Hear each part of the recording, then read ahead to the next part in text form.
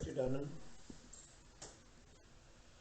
परमात्मा अपनी सृष्टि को चलाता है। परमात्मा यानी परमानेंट, जो परमानेंट अव्यक्त तत्व है, इस पूरे ब्रह्मांड को चलाता है। अनंत कोटि ब्रह्मांड है, तारे, नक्षत्र, ग्रह, निहारिका, सब कुछ परमात्मा के अधीन है। पृथ्वी भी ग्रह है, उनके अंदर जड़ चेतन, कीट, पशु, पक्षी, वृक्ष और हम मनुष्य भी हैं।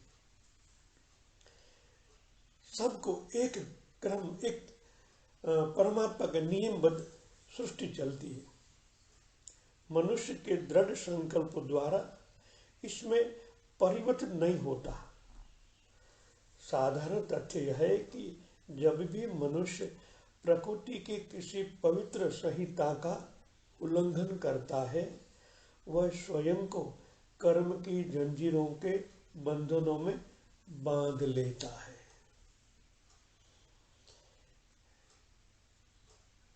राग, द्वेष रूपी कई ऐसे बंधन है जो मनुष्य बिना सोचे, बिना जाने उसमें उलझ जाता है और कर्म के बंधन में बंध जाता है।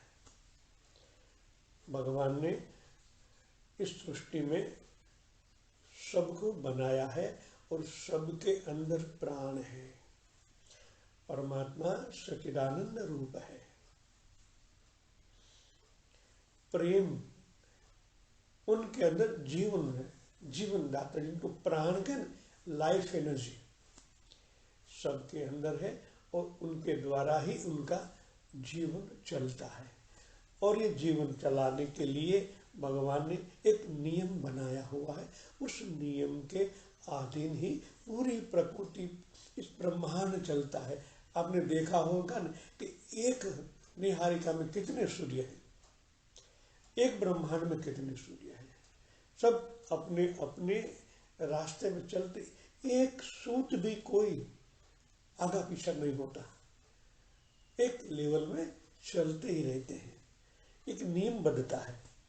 मनुष्य को सत्ता दी है, मगर वो अज्ञानवश भूल जाता है और इस ईथर के प्राण के अंदर स्पंदन में, कर्म के बंधन में वो बंध जाता है। और जब उनका परिणाम कष्ट होता है तो वह दुख में रोता है, मैं ही क्यों प्रभु। समझ ही अज्ञानता द्वारा बांधी गई पेचीदा गांठों का खोलने की कला है। समझ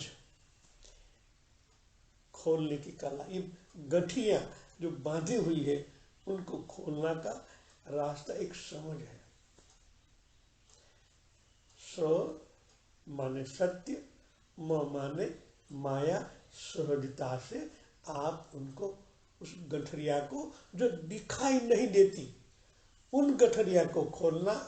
समझ माना सत्य के साथ मय होना, तभी जाके आप उनको खोल सकते हो। इस प्रकार योग मनुष्य को प्रकृति की सर्वोच्च उपलब्धि है। योग माने जुड़ना, आत्मा का परमात्मा के साथ, पुरुष का प्रकृति के साथ, क्षेत्र को क्षेत्रज्ञ के साथ, ये जुड़ना, मिलना, उनको योग कहते हैं। प्रारंभ में यह सोच कि प्रत्येक जीव सार रूप में ईश्वर के प्रतिबिंब में बनी एक आत्मा है। वह तो न पुरुष न स्त्री है, परंतु शरीरधारी अवस्था में पुरुषोचित एवं स्त्रियोचित दोनों प्रकृतियां व्यक्त करती है। पुरुषोचित प्रवृत्ति विवेक, आत्मनियंत्रण, कठोर निर्णय जैसी शक्तियां में प्रकट होती है, अर्थात तर्क अथवा बुद्धि के सभी गुण। प्रत्येक जीव में भावनात्मक तत्व, प्रेम की कोमलता, सहानुभूति, दया और करुणा भाव के सभी गुण स्त्रियोचित प्रकृति प्रकृति में बनाए हैं। जब तक इन दो पक्षों को एकजुट कर इनमें ठीक से साइज नहीं बिठाया जाता, आध्यात्मिक परिजन जिसकी संतान स्थायी शांति असंभव हो जाती है। अज्ञानवश जब ये प्रकृति पुरुष मिलते हैं, उनको ख्याल ही नहीं है, समझ ही नहीं है कि मैं कौन हूं। अज्ञानवश मिलन होने से एक अलग प्रकार की प्रकृति जन्म लेती है। दोनों को मिलन से एक अलग प्रकार का प्रयोजन होता है और जो जन्म लेता है उनको वही गुण लेकर आने से वो भी बेचारा अज्ञानवश अपना जीवन प्रसार करता है, क्योंकि उनको गर्भाधान में वही मिला है जो पुरुष के पास था, जो स्त्री के पास था। वो दोनों को मिलने से इनका जन्म मिला है। जन्म बनता है 25% खुद की प्रकृति, खुद के कर्म, 25% माँ बाप के द्वारा, 25% पिछला जन्म और 25% होता है परमात्मा की अनुकंपा। टॉप पर है। इस सब को पार करते करते ही साक्षात्कार किया जाता है, तब जाके उनको अनुभव होता है कि मैं कौन हूं। ये जानना और उनको उपलब्ध होना, मैं स्थूल नहीं हूं, इस शरीर मात्रा एक मेरा कार्य क्षेत्र है और कुछ नहीं है। मन बुद्धि चित्त अहंकार ये कर्म करने के लिए मिले हैं, बाकी मैं कुछ अलग हूं। मेरा मन तो आप मन नहीं, आप कुछ और हो।